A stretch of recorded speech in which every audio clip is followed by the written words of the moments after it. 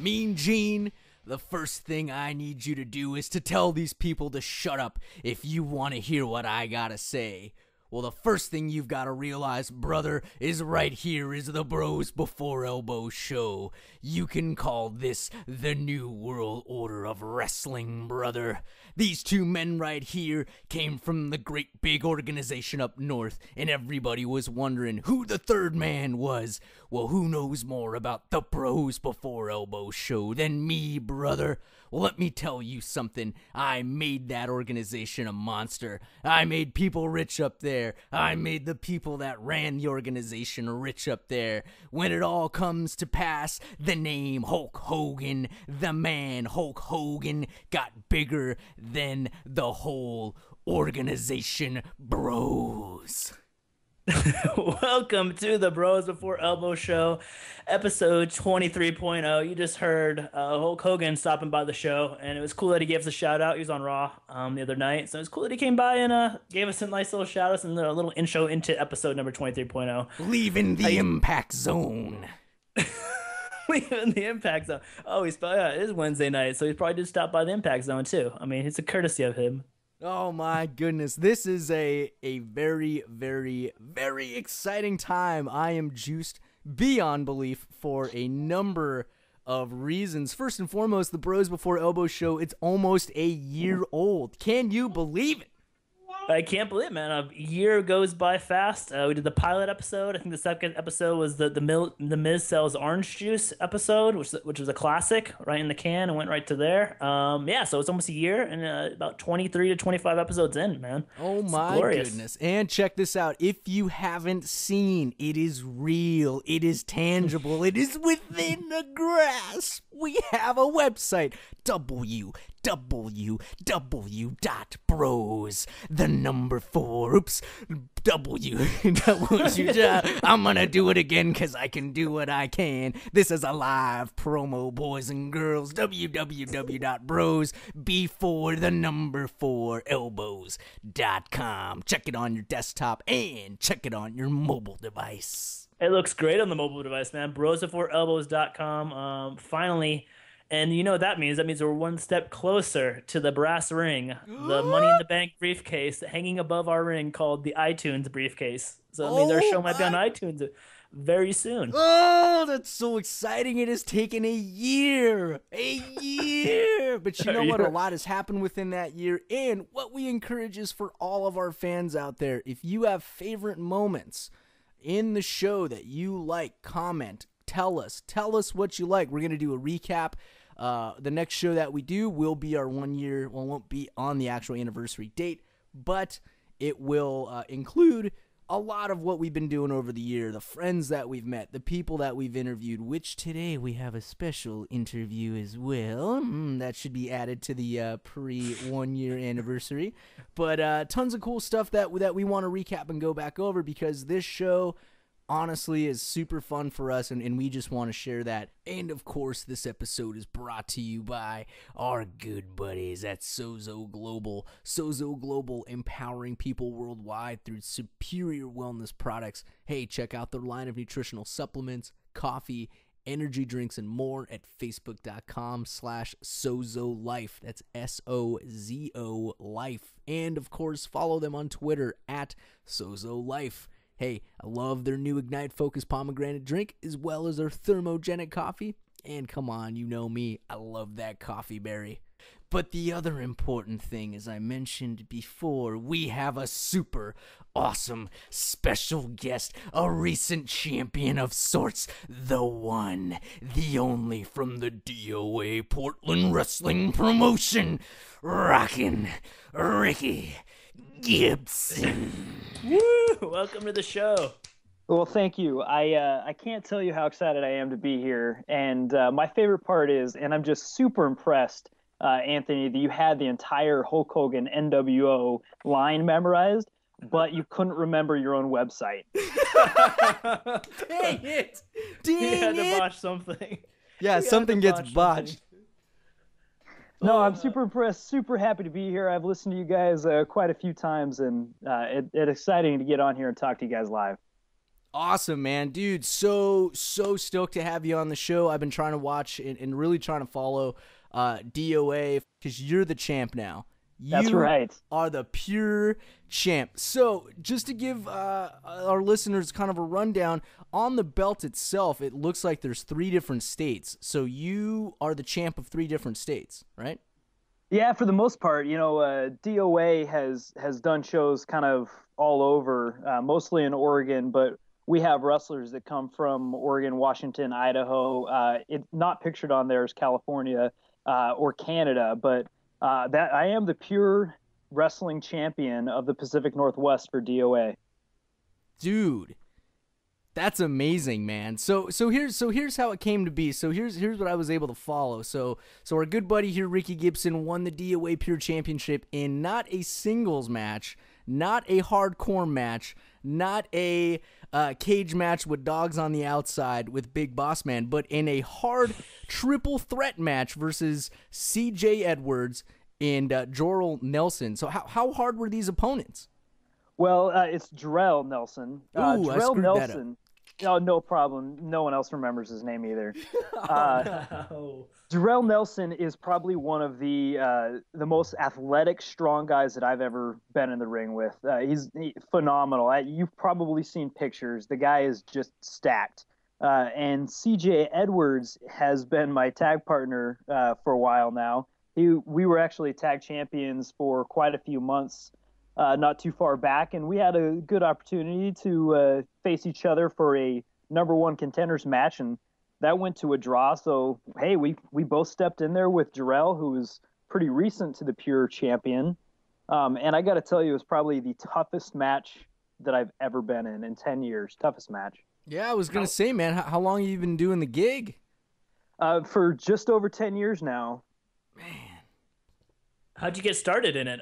What made you go back to summer of 2014, maybe the spring of 2004, I mean. How did you get started in this whole wrestling journey? Well, I've been a wrestling fan since I was just a wee little boy. Mm-hmm. Been a fan forever, and I had a great opportunity. One of the guys that was reffing for Portland Wrestling at the time told me about a school out in Hillsboro, and I drove about an hour every single day, 6 days a week, and I spent about 4 or 5 hours at wrestling training out in Hillsboro at what was Tito's gym. And you ask anyone that wrestles in the Pacific Northwest, anyone that wrestles in Oregon, they know of Tito's gym just because of the history that's been through there. Everyone's been through there at some point. I spent a lot of hours, a lot of sweat in that gym, and it got me started. I just love it.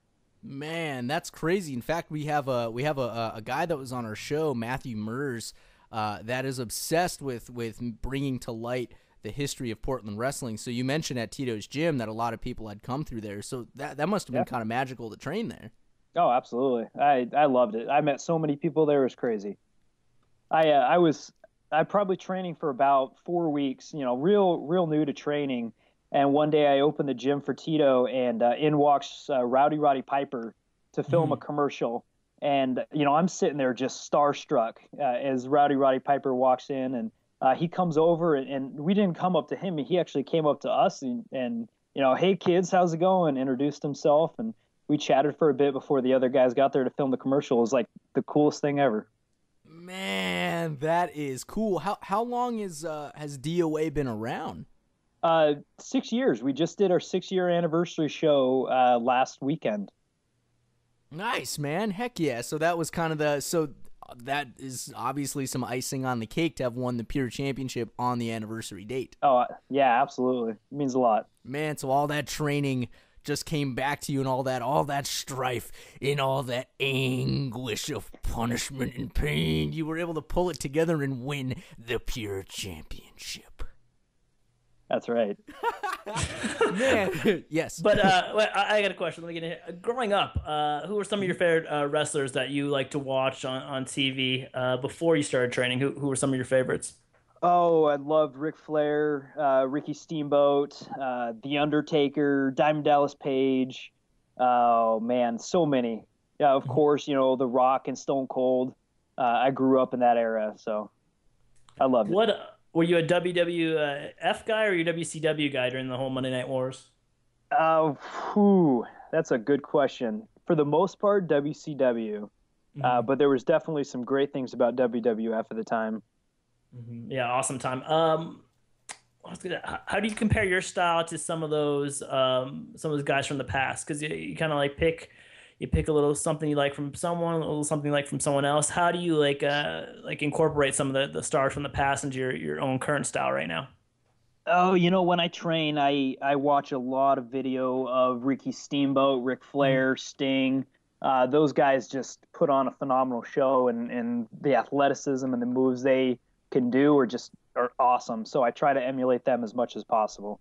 But recently, I've been watching a lot of Jake the Snake Roberts and seeing what he can do and how he can really slow it down and take advantage, and kind of starting to put a little bit of that in there.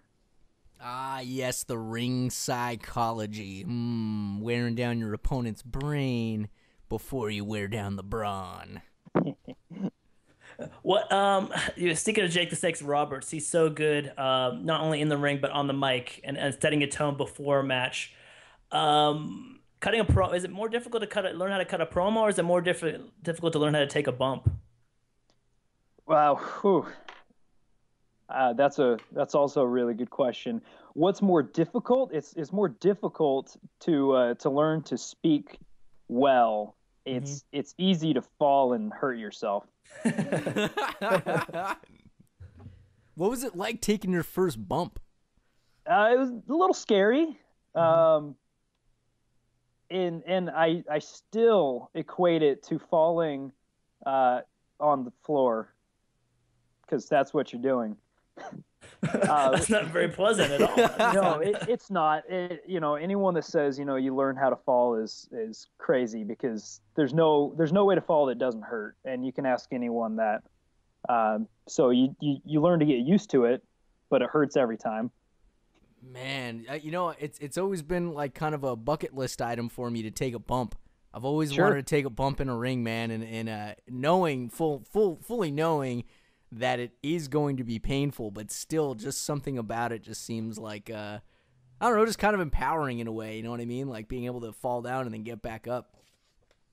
Yeah, it's kind of magical until you hit your head. Oh man! So was your bump just like you're standing on your feet and fall on your back, or did you go like I'm just gonna take it to the top rope and like elbow nothing?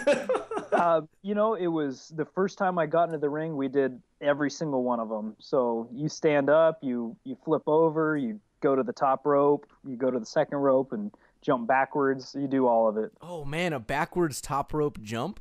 which is the scariest thing. That probably Oh, scares more man. people away from wrestling than anything else. That image alone kind of like irked me a little bit. I kind of shrunk a little bit and went, wait, I gotta do this backward? Like, oh my gosh, man, that is wow, man, that is that's pretty freaking crazy, dude.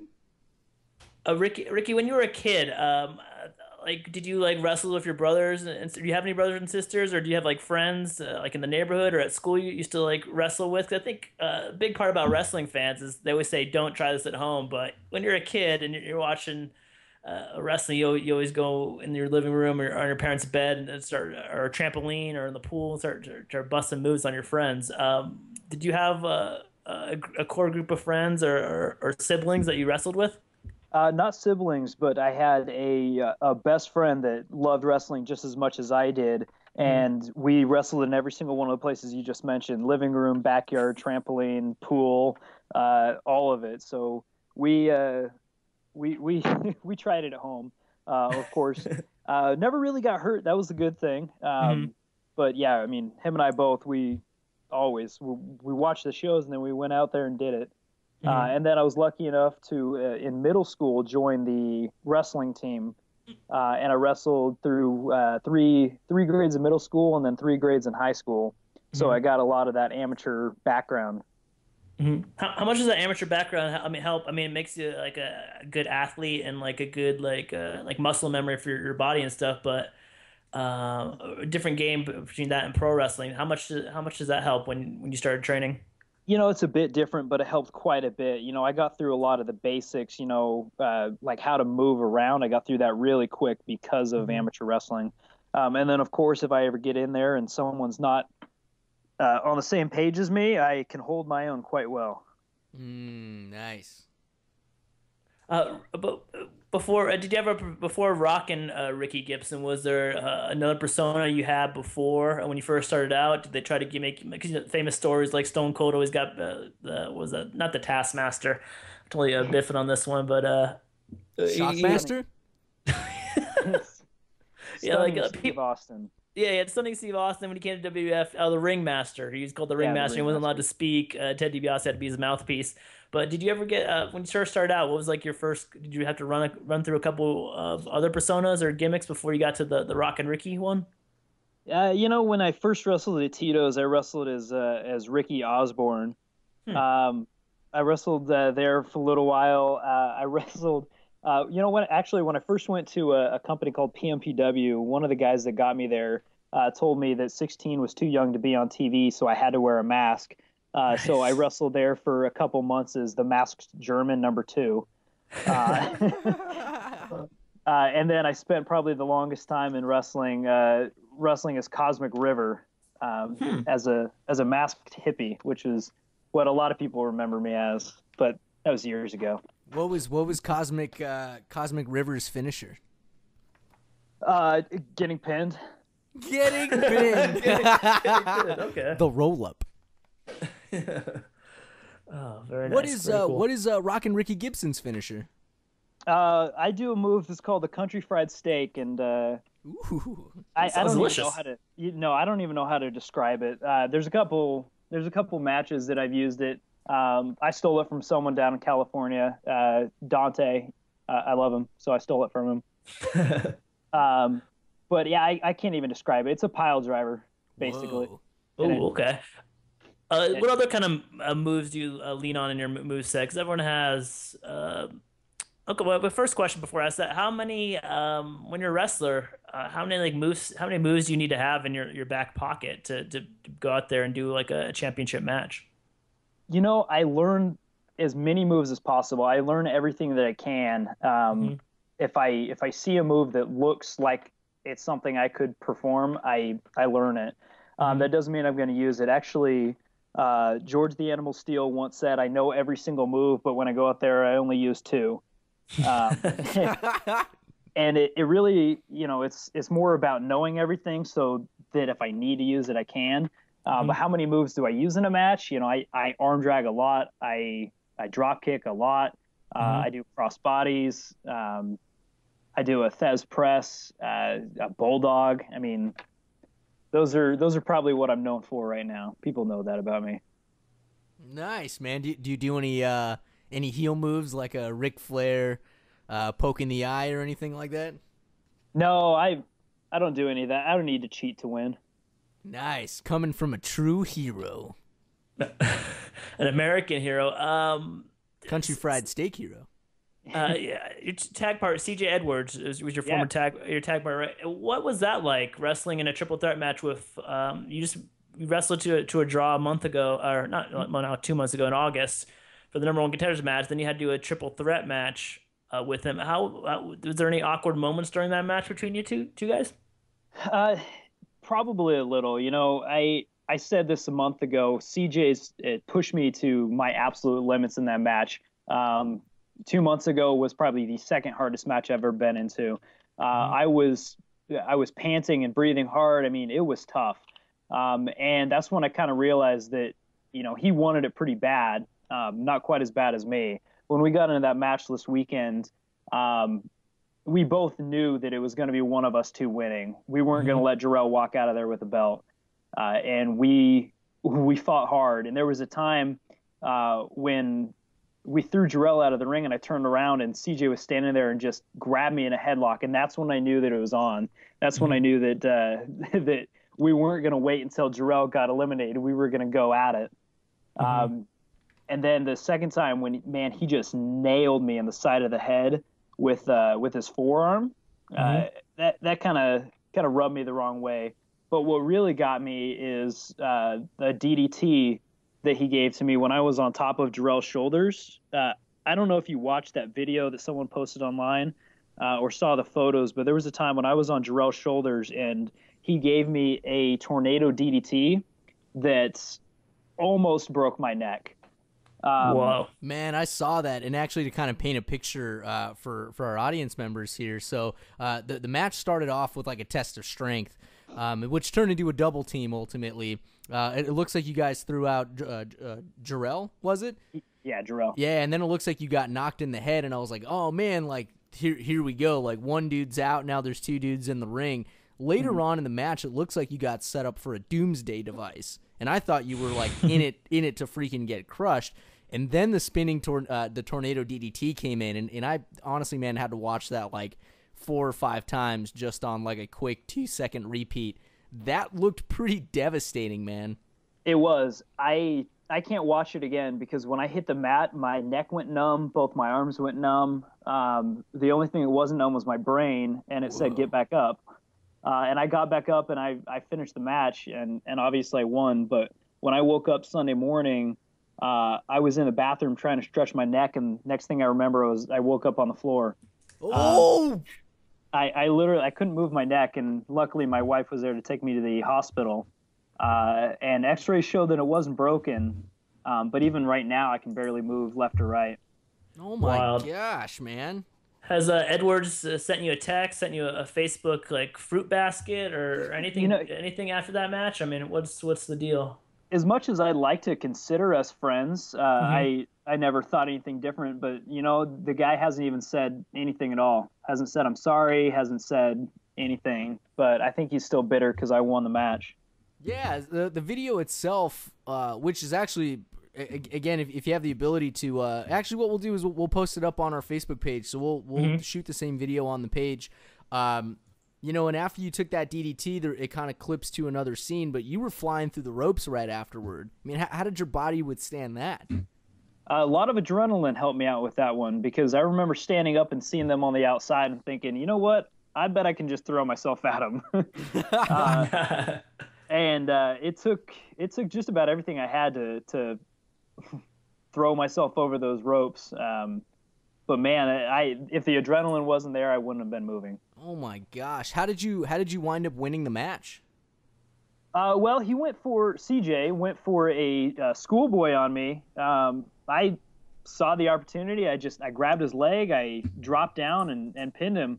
Some people said that I might have grabbed the ropes and cheated to win, but I don't remember that. Maybe I fell into the ropes a little bit to keep myself steady, but I pinned him. Dude, that doesn't sound like the Rocking Ricky Gibson I know. I don't think there's. Yeah, this must have been accident. I mean, it just been close. The ref should have. I don't know. Yeah. You just fell on your freaking head, man. You're just trying to win the match. Not saying that you would do. I was just trying to stay up. Yeah. Yeah, makes sense. So when's the next? I see there's a show on October 12th at the East Portland Moose Lodge. Doors open at 3:30. But are you going to be wrestling on that show, or is that for? Are you going to be wrestling? When's your next appearance?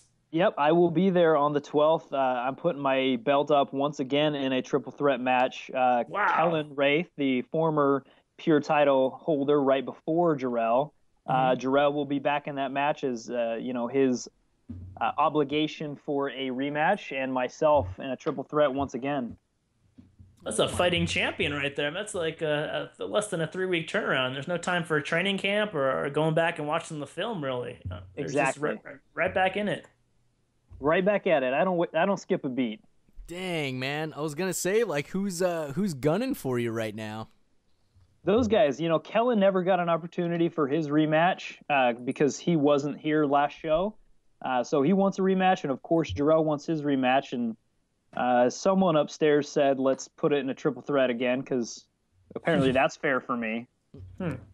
There's always that. Yeah, man. There's always that. Like, you don't have to be pinned to lose. That is true. Did you do anything after? You had the neck injury, so I don't know how much there was a celebration or after party. But this week, did you go to go check the mail and you had the belt around your waist, or you went to, I don't know, you took some pictures and put them on Facebook with the belt? You watching TV or something? How did you celebrate post match winning the Pure Championship? Post match, I took some Vicodin and fell asleep because my neck hurt. I can say that on here, right? I have a prescription. Don't worry. Okay, yeah, it's a Portland. I mean, come on, everyone's a little flexible up there. But yeah, is there is there like a victory parade going through downtown Portland the next weekend? What's the plan? The celebration is going to be on the 12th. Okay. Yep, I'll be there on the 12th celebrating. I have the belt on my dining room table right now. Okay. It's sitting in front of me as I do this interview. Man, that's freaking cool. You should take that everywhere you go. That's what I'd do, man. I would just walk around town with that. I would just wear it as a regular belt. The only problem is that it really doesn't hold my pants up. It rather, pulls them down because it's so heavy. All the ladies love Ricky Gibson. That's true. Hey, he's a married man. Hey, don't get him in trouble. Don't get him in trouble. His wife just took him to the hospital the other night. It's just great. It's great. I mean, behind every great athlete, there's a great woman. I heard. That's right. Man, that's exciting, dude. Is this so? I mean, beyond the Pure Championship, you mentioned earlier that you were a tag champ. Were there other titles that you held beforehand, or? I've held a lot of tag titles.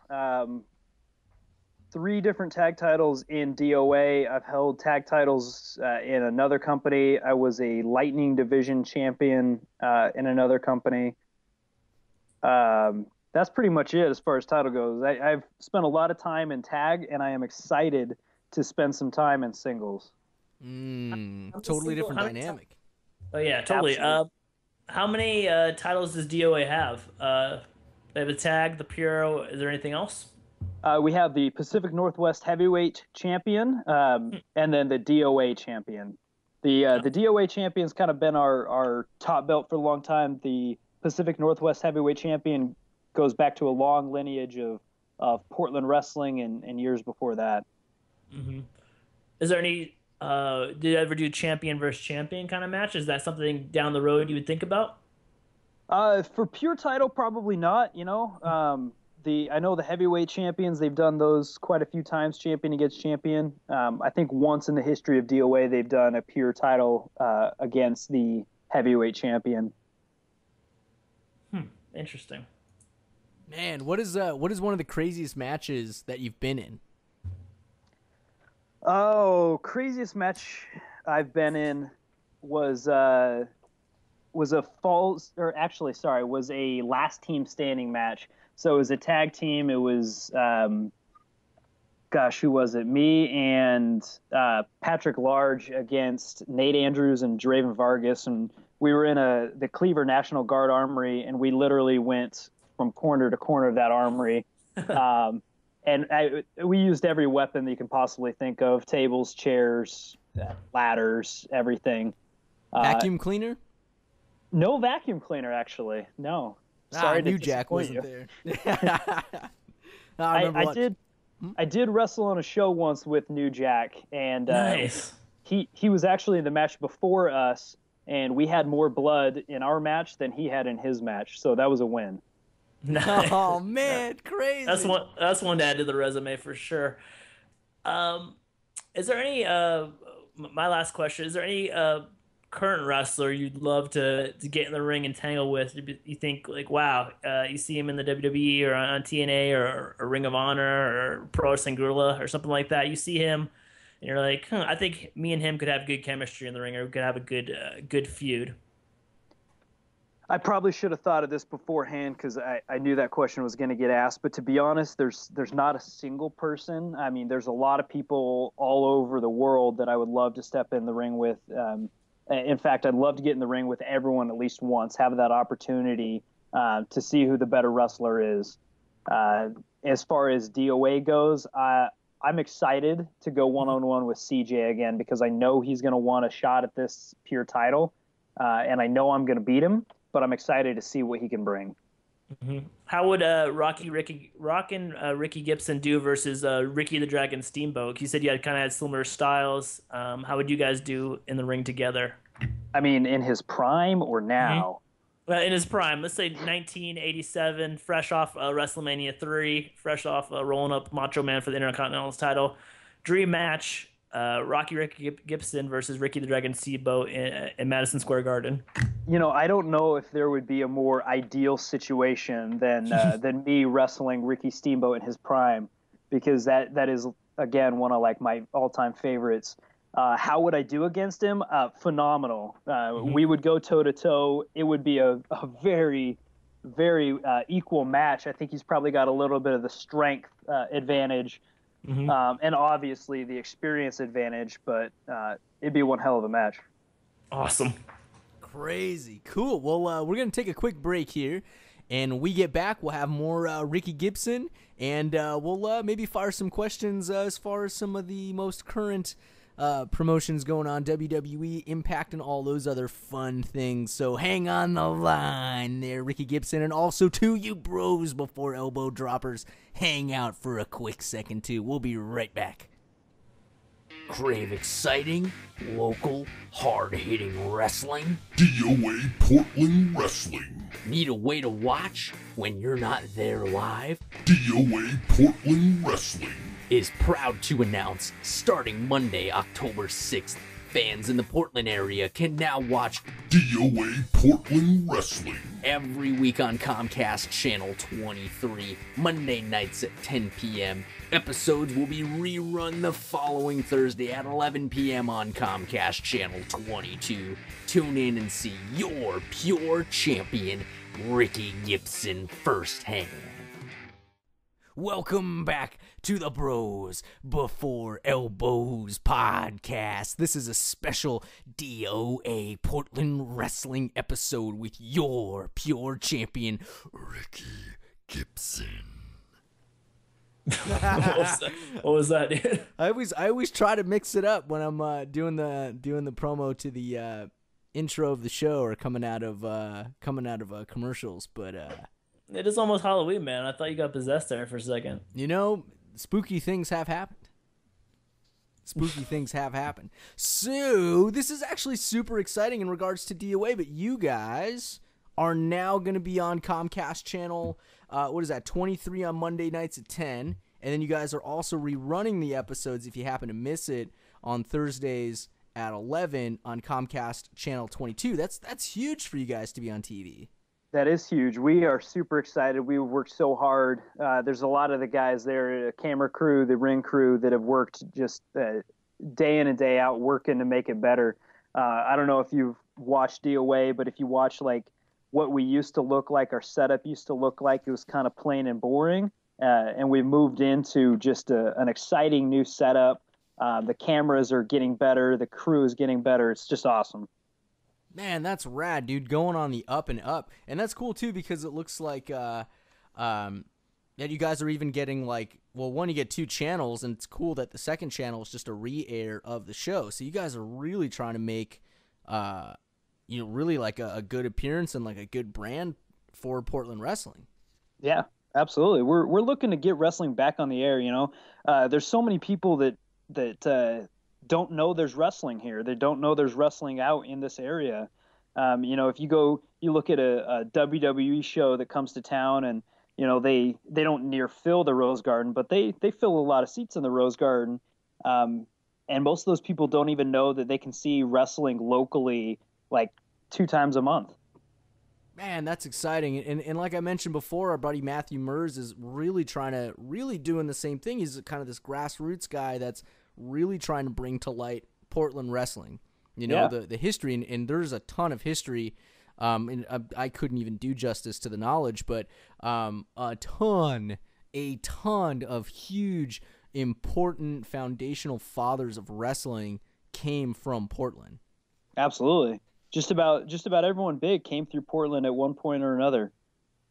Man, that's so. I applaud you, and I applaud DOA really for pushing in not stopping, because you had mentioned that there was a show before, but the show didn't really go too well. But now you guys have upped the ante. So you took a bump, but you got back up. You almost broke your neck, but you're still out, and taking DDTs in life form, or broadcast form in a way.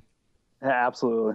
Man, Is there a home base for DOA? Do you guys have like a home field, like a venue that you guys particularly like lean on? That's where DOA is kind of like almost based out of. Yeah, our Elks Lodge here in Portland, Mm-hmm. the one that we did our 6th anniversary show, the one coming up here. That's kind of our home right now. We've done a lot of traveling shows kind of all over, but that's definitely where DOA calls home. How far south and how far north do you guys go? Right now, that's pretty much it. Mm-hmm. Southwise, we've gone down to Kaiser, Eugene. We've done Okay. shows down in Independence and Willamina. It's been a little while since we've been down that way, but we're always looking for places and opportunities to wrestle elsewhere. man, that's cool. So, and you mentioned too, like Elks Lodge. That is October 12th is going to be the next. It's October 12th, right? Yeah. That's at the Moose Lodge though. Oh, Moose Moose Lodge. Lodge. Sorry, Moose. Don't tell anyone I said Elks.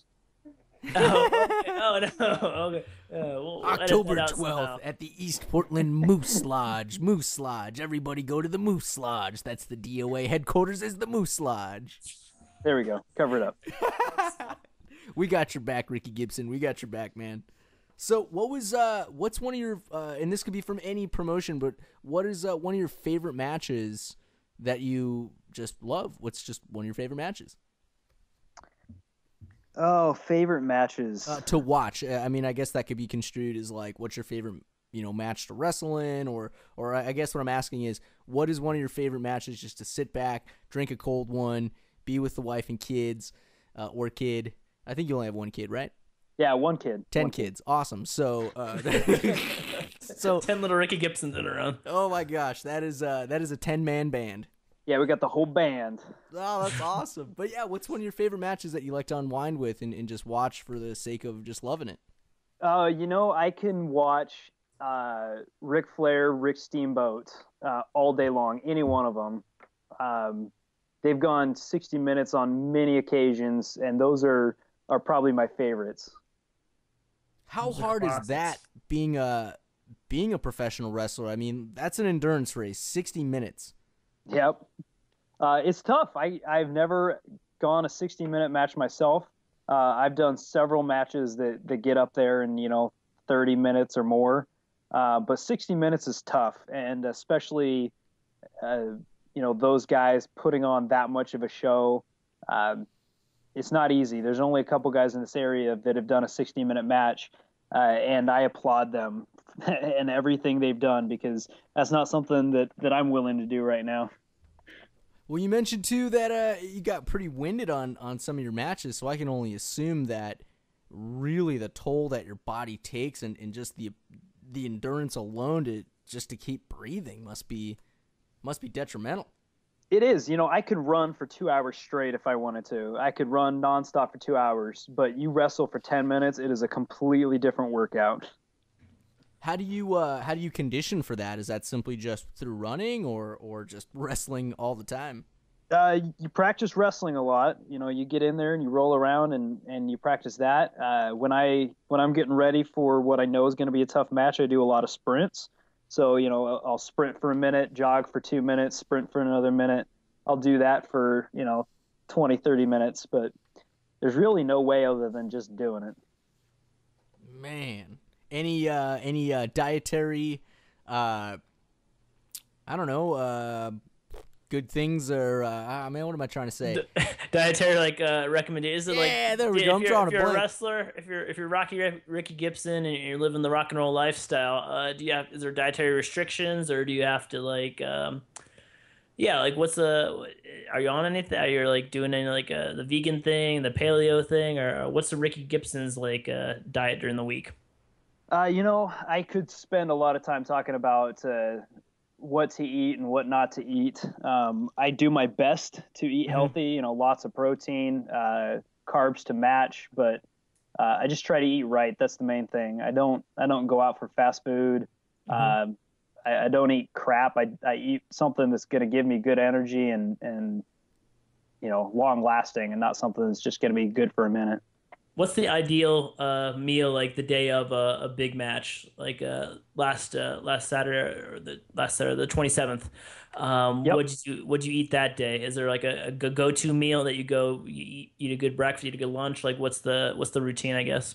I really didn't think about it until you just asked me, but the last couple shows, my routine meal, I wake up in the morning and I have a 4 egg bacon burrito for breakfast with the side of some toast.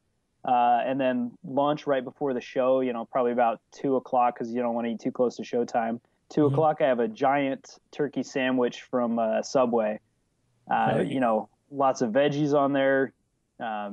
Yeah, that's it. I haven't really thought about that, but actually, probably the last 3 shows, that was my meal for the day. You're just doing it by habit and you're not even noticing it. Yep.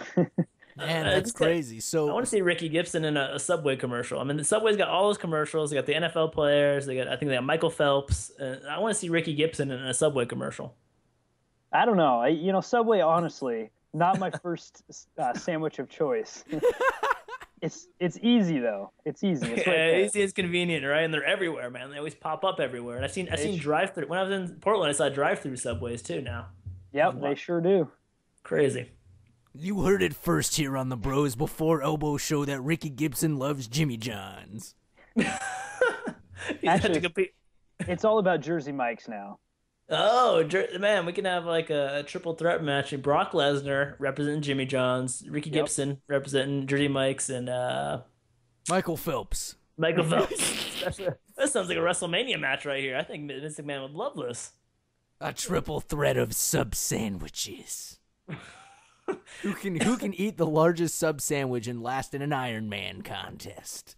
You have to eat a party sub, and then you have to go out and do a 60-minute Iron Man match. And at the end of the match, Cesaro comes out and does a giant swing on each person, and whoever survives. Oh my gosh, that is terrible. Terrible. Well, someone's gonna throw up in JBL's hat. Oh, I've thrown up in matches before. It's really not the best thing. Oh man, was that like a kind of like a rookie thing, or is that just like is that something like a rite of passage, like that everyone in the locker room goes through? They're throwing up, or is that just kind of unique to something that you've done? It's unique to the situation. I'll fill you in on the story. So we did a show up in Portland that ended about 10 p.m. We left Portland at 10 p.m. with a case of Rockstar and drove down to Sacramento, 10-hour drive with just two of us driving. So no sleep. We did the show Saturday. We get down there Sunday morning at about like 8 or 9 a.m. or something like that. We set up the ring and still no sleep, just flying on Rockstar and a little bit of food. This was probably in my not so healthy food days.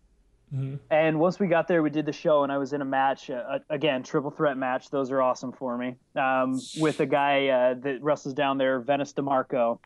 And I was not feeling great before the match, but then I got into the match, and he kicked me in the nuts. Oh, man, and the pills. Yeah, so I rolled out of the ring, I got under the ring, and threw up quite a bit. But I did it under the ring, so no one could see me. Oh, really? Oh, man, okay, that's a veteran move right there. Yeah, but then I crawled back out, I got back in the ring, and I finished the match. Did you win the match, or no? No, I'm pretty sure I lost that match. Well. Can't win them all. Yeah, exactly. Yeah, even Michael Jordan lost from time to time. Exactly. So anytime now that I see a wrestler go under the ring, my first assumption is they're probably throwing up. That is a safe assumption. I gave away a trade secret. Oh my goodness. Why is he digging around for a trash can or a kendo stick? He's not. He's puking his brains out. Man, so as far as dieting goes, I guess John Cena's a liar and shouldn't be endorsing Fruity Pebbles. Probably not. Man. I'd be surprised if he actually ate Fruity Pebbles. Ooh, we're calling you out, John Cena. You heard it first on the Bros Before Elbows podcast show. Ricky Gibson is calling out the American Soldier Cheese Pizza. John Cena, you better eat a bowl of that cereal and prove your worth. There's a lot of breaking news on this show. More than expected. Tons of breaking news. All of these different beefs and angles developing. So, question that popped in my mind. You mentioned you did a lot of triple threats. I don't know if that's a choice of match that you like all the time, but if you could pick a match, what kind of match would you want to do? Let's say if you fought CJ, right? So your tag partner, this dude that you've gone to the grindstone with, that he's been there for the hot tag, he's been there to kick you out, and now you two are duking it to the death. What kind of match would you want? What's your call out? Oh, what's my call out with CJ? What kind of match would you do? Flaming tables? Would you do a Monsters Ball match? Would you make up your own match? A flag match? I don't know. A crossword puzzle match? What would you do? A crossword puzzle match. Oh, man. I like that one. I think I'll go with the crossword puzzle match. That sounds very interesting. These words are really hard. I would definitely win. I don't even know if CJ knows how to read. Oh, man. Calling him out. What would my match be? I think I would. Oh man, that'd be a tough one. So I go with ladder match, or a 2 out of 3 falls match. 2 out of 3 falls would be much more indicative of the pure wrestling champion, because that's what it's all about, being the best professional wrestler. But I think that CJ and I could put on quite a match in a ladder match. And I know that he's got a concussion in a ladder match before, so he's probably afraid of them. So a little bit of that psychology coming back, where if you made the match, he's scared going into it. Exactly. What happened in August with the draw? Was that just a time limit draw, or what went on with that match? Yes. So all pure wrestling championship matches are 10-minute time limit, just in the essence of kind of that old school wrestling, TV time limits. So that idea. So they're all 10-minute time limits, and we went 10 minutes. Man, that's obviously you want to try to get that match done as quick as possible. So 10 minutes that's a pretty healthy pressure. It was a lot of pressure. And if you watch the tape, we didn't hear the 10-minute time limit. We didn't hear the bell. And we both knew that time was about up, and we kept wrestling. The refs actually had to pull us apart before we stopped. Was that your first match against him in a while since you guys became a team? Yep, it was the first match that I've wrestled against him since we were a team. I wrestled one other match with him down in Kaiser a couple years ago. That actually he was the pure wrestling champion at the time, and I was the #1 contender. And he got the better of me that time. But times have changed quite a bit. How'd you guys end up going from foes to friends and forming a tag team? How did that happen? Really kind of common enemy type thing. We both were not really great friends with the tag team at the time, which was Draven Vargas and Nate Andrews, and we both really kind of accidentally teamed up to wrestle against them, and eventually wound up taking some titles from them. Dang.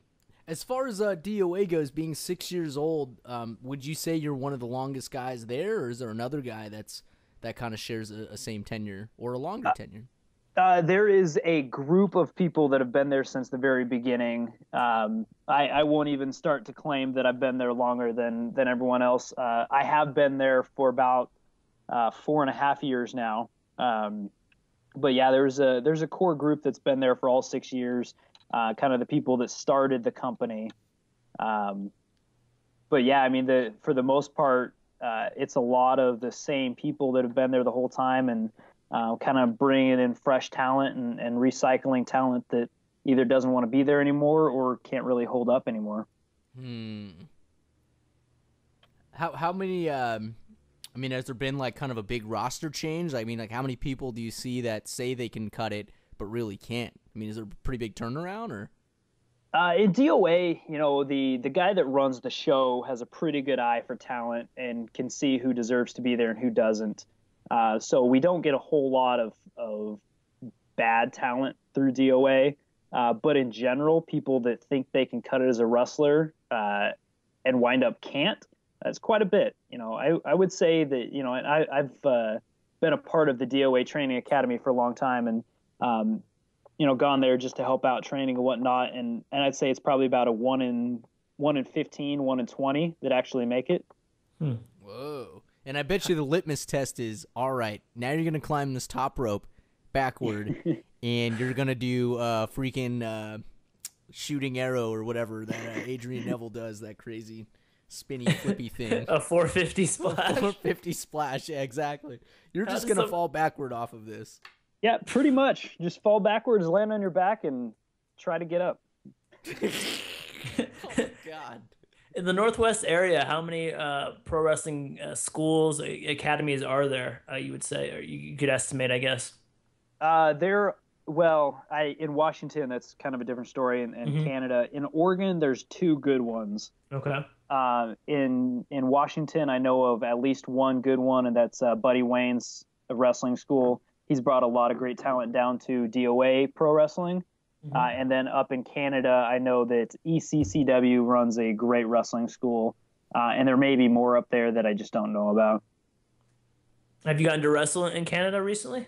I have not wrestled in Canada. I don't have my passport, so I have not made it up to Canada for wrestling, unfortunately.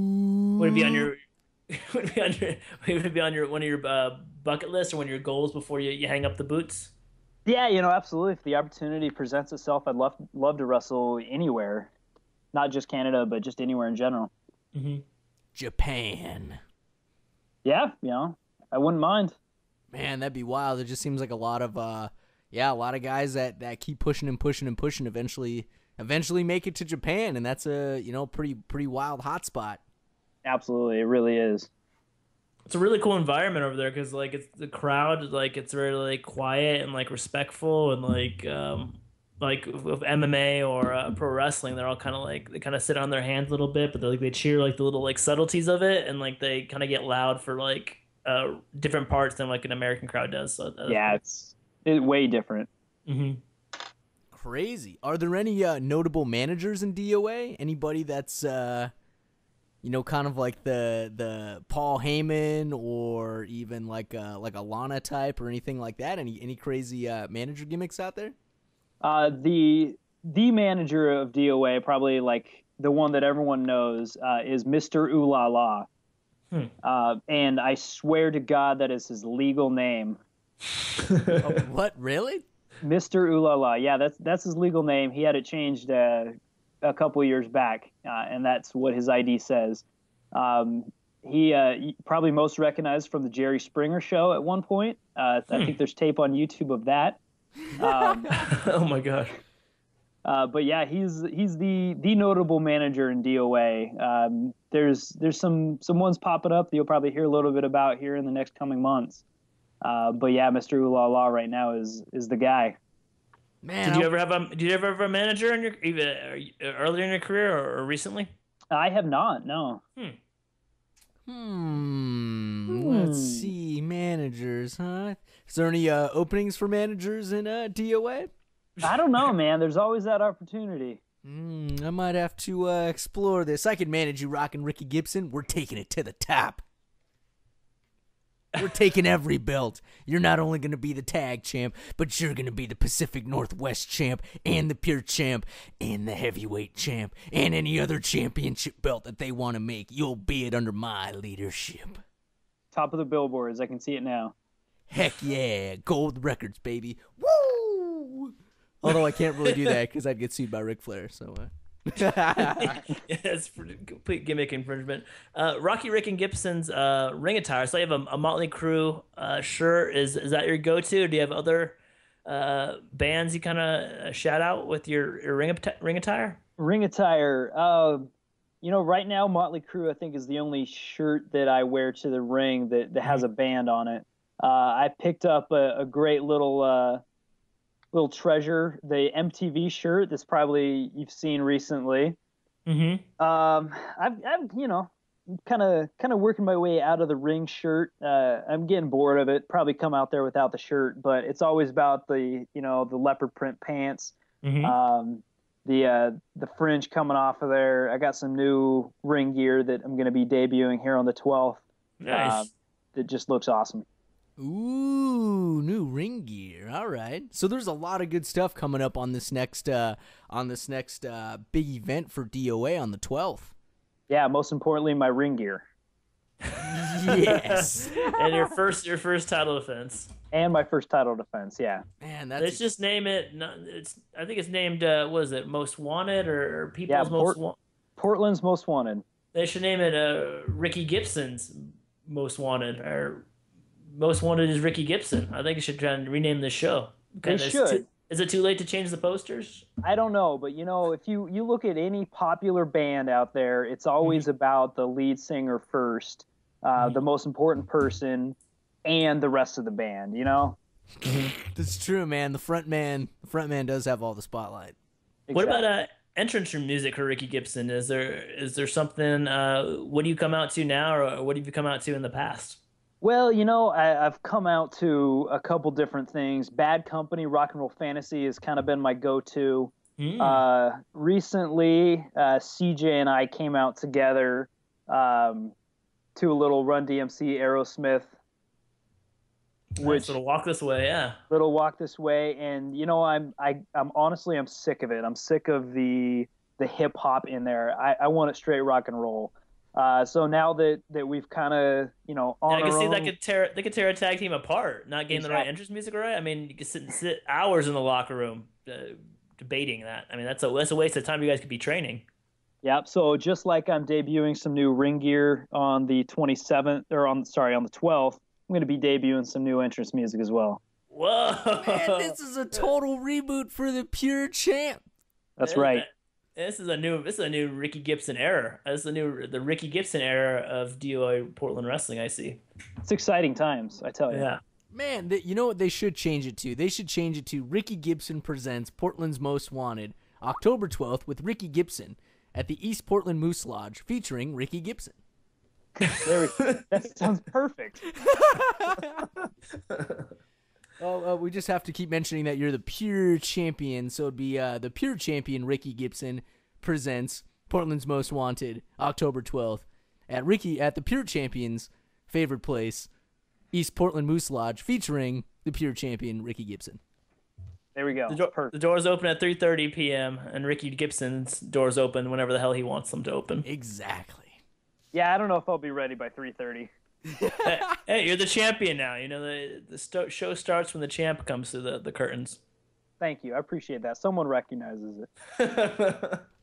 Oh goodness, we got a couple of minutes left. Any like wild, crazy stories that that you want to share with our Bros Before Elbows audience, or any? I got a quick question. Yeah, wild road stories. Some of the best stories I hear from pro wrestlers is the time in between shows, driving in cars, driving from town to town, city to city. Is there anything that stands out from your 10-year career? Yeah, I've got so many stories, and most of them I don't even remember anymore. I got hit in the head a couple times. My favorite story, this kind of gives you a little idea of the wrestling business and what that's like. So I started off wrestling at Tito's gym, and my trainer gave me the idea, hey, there's a show up in Washington. It'd be great if you could ride up there with someone and help set up the ring. So this is a little story about paying your dues.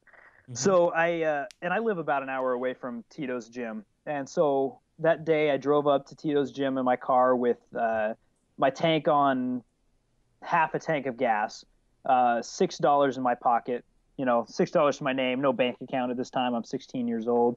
I got $6, and I get there and I'm like, all right, who am I riding with? Well, no one else drives except me. So we pack up in my little Dodge Colt, half a tank of gas, and we drive up there. We set up the ring. The show gets done at probably about midnight, once we're done tearing down and everything like that.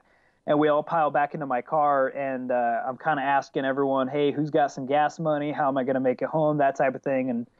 And of course, they're all poor, broke wrestlers. So we get back in my car, and I find the nearest gas station that's open and put $6 on my absolute empty tank of gas.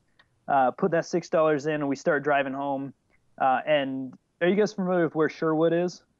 Yeah. Sherwood, yes. Oregon? Yes. All right, so we get to Hillsboro, and my tank is on absolute empty, like gas lights on and everything, and I think it's like 3 a.m. at this time, maybe closer to 4 a.m. And I had to turn my car off several times during the trip home, like coast down hills so that I could make it home. And I literally coasted into my driveway, car dead, no gas in it whatsoever, at like 4 a.m. And I made it home. So I didn't get paid. I spent a lot of money on gas. Well, I didn't spend a whole lot of money on gas, but you spent your life savings. I spent every dime that I had on gas to go set up a ring. But if I were to go back in time, I would do it again because it was an awesome trip. Man. Amazing. Now you're the pure champion, and now you're on the Bros Before Elbow show, taking over the Big podcast. Time. Yeah. Man, this is that's a great story, and exactly like Tommy said, you went from $6 in your pocket, now you're carrying the gold. Now you got some good beefs going, you got some people gunning for you. You're healthy. Your neck is healing, which is huge. Stay healthy, man. That's big. We want to keep seeing you, and we want to keep seeing you get bigger and better titles, man. And man, you've come a long way since that $6. I sure have. God, that's cool, man. Well, we're looking forward to the next adventures of Ricky Gibson, October 12th at the Moose Lodge, Ricky Gibson's favorite place, the DOA headquarters. So, man, that is something that I definitely personally want to check out, and I will make time to be at that event because I want to see you defend that title. I want to see you kick ass. I want to see some drop kicks, some elbow drops. Maybe somebody will puke under the ring. That I don't know, but it won't be you because you're the man. It won't be me this time. Oh goodness, man! I just got to say thank you again. We're pretty much our time is up for this show of the Bros Before Elbow show. Super exciting. Again, man, I just got to thank you for being on the show.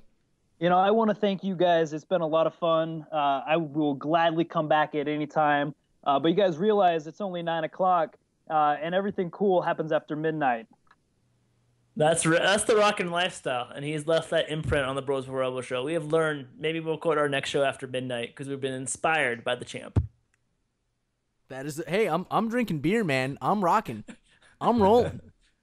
I've been drinking this CL Smooth the whole show. One can. We got so much rocking to do and so much rocking to learn. We're only on episode 23. We got many episodes to go. Yeah, looking forward to the future. We're gonna be on iTunes finally.